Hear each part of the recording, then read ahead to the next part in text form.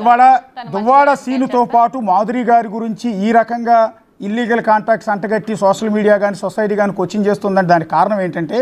గతంలో దువ్వాడ శ్రీనివాస్ గారు చాలామంది నేతల గురించి చేసిన కామెంట్స్ పవన్ కళ్యాణ్ని ఉద్దేశించి ఆయన ఏమన్నాడంటే సిగ్గుందా నీకు 3 పెళ్ళిళ్ళు చేసుకోవటానికి భారతదేశంలో ప్రతి మొగుడు రాముళ్లా ఉండాలి ఏకపత్నివ్రతుడుగా ఉండాలి రెండో మహిళతో ఇల్లీగల్ ఎఫ్ఐఆర్ ఉండకూడదు రెండో మహిళతో ఇంకోటి ఉండకూడదు అంటే ఆయన చెప్పి నీతులు సూక్తులు ఉన్నాయే అవన్నీ ఈరోజు గుర్తు చేస్తున్నారు నువ్వెట్లో పెట్టుకున్నావు ఇంకో మహిళతో అని నేను అవేవి కాదనండి ఎందుకంటే నేను యాక్చువల్గా నేను కూడా నాకు పవన్ కళ్యాణ్ అంటే చిన్నప్పటి నుంచి నేను ఒక ఫ్యాన్ నా స్కూల్ డేస్ నుంచి నాకు పవన్ కళ్యాణ్ మూవీస్ అన్న పవన్ కళ్యాణ్ నాకు చాలా ఇష్టం నేను జనసేనలో కూడా చాలా మంది ఆఫర్ చేస్తారు నేను ఒకసారి ఫోన్లో కూడా పవన్ కళ్యాణ్తో ఒకసారి ఇచ్చాపురం వచ్చి నేను ఫోన్లో కూడా మాట్లాడాను నాకు పవన్ కళ్యాణ్ అంటే చాలా ఇష్టం నేను ఫ్యాన్ ముందు బేసికల్గా ఈ టీడీపీ అవన్నీ నాకు కాదు కానీ పవన్ కళ్యాణ్ అంటే నాకు ఇష్టం పవన్ కళ్యాణ్ నేను ఒక మంచి అభిమాని నేను అలాంటి కామెంట్స్ నేను ఎప్పుడు చేయలేదు నేను ఎప్పుడు ఇచ్చేయలేదు కానీ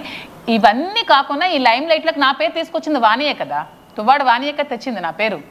తేకుండా నువ్వు ఫైట్ చేసుకోవచ్చు కదా హస్బెండ్తో నిన్న నువ్వు డోర్ లాక్ చేసుకొని తల పెరగొట్టుకొని వచ్చిన మనిషివి మొన్న వరకు ఏమన్నావు ఆవిడ లోపల ఉండి లాక్ చేసింది మాకు రానివ్వలేదు తలుపేసింది అన్నావు మరి నిన్న మరి అలా లాక్ చేసినప్పుడు మరి నిన్న ఎవరున్నారు లోపల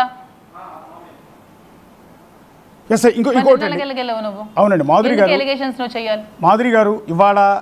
మీరు ఈ విధంగా బయటకు వచ్చి సమాధానం చెప్పుకోవాల్సిన పరిస్థితి ఎందుకు వచ్చిందంటే దానికి ఒక మూల సూత్రం మీరు చెప్పిన మాటలను బట్టి చెప్తాను మా ఆవిడ ఊరెళ్తే మా పక్క ఫ్లాట్ వాళ్ళు కానీ ఎదురు ఫ్లాట్ వాళ్ళు కానీ ఏ రోజు నన్ను పిలిచి ఇంట్లో పిలిచి భోజనం పెట్టరండి మళ్ళీ మాకు వాళ్ళకి చాలా ఫ్యామిలీ రిలేషన్ ఉంటుందండి మా ఆవిడ ఉన్నప్పుడు మాత్రమే మా ఆవిడ లేనప్పుడు పక్కింటి ఆవిడ ఎదురింటి ఆవిడ నన్ను పిలిచి భోజనం పెట్టదండి వాళ్ళ హస్బెండ్ ఉన్నప్పుడు కూడా ఎందుకు అంటే వాళ్ళ హస్బెండ్ ముందు రకరకాల అనుమానాలు వస్తాయని కానీ అలాంటి దువ్వాడ శ్రీనివాస్కి మీరు రెండేళ్ల పాటు భోజనం పెట్టానంటున్నారు అదే టెక్కల్లో అదే వైసీపీలో మాధురి లాంటి వాళ్ళు కొన్ని వందల మంది మహిళలు ఉన్నారు వాళ్ళు ఎవరూ భోజనం పెట్టలేదు కేవలం మాధురి గారు మాత్రమే 2 ఏళ్ల పాటు ఆయన ఆదరించి భోజనం పెట్టాలి లాంటి వాళ్ళు ఉన్నారని ఎందుకు అనుకోవచ్చు నా మెంటాలిటీ వేరు వారి మెంటాలిటీ వేరు అయిపోవచ్చు కదా నేను టెంపుల్ సత్యసాయిబాబా టెంపుల్ ఒకటి కన్స్ట్రక్ట్ చేసాం మా ఇంటి పక్కన నేను రోజు 20 మంది నారాయణలకి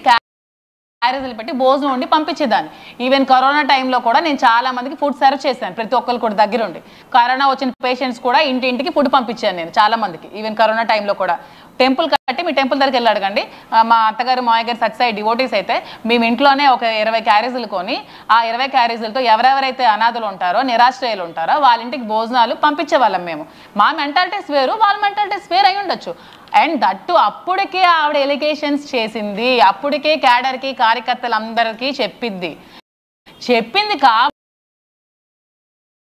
కాబట్టే ఇంకా ఇతను ఈ ఎలిగేషన్స్ నా వల్లే ఎదుర్కొని బయటకు వచ్చారు కదా పాపం ఈ ఎలిగేషన్స్ పాపం ఇలా చేయడం వల్లే కదా ఇలా అయ్యారని నాకు ఒక సాఫ్ట్ కార్నర్ హ్యుమానిటీ గ్రౌండ్స్ నాకు ఉంటుంది కదా అలాగెందుకు మీరు ఆలోచించరు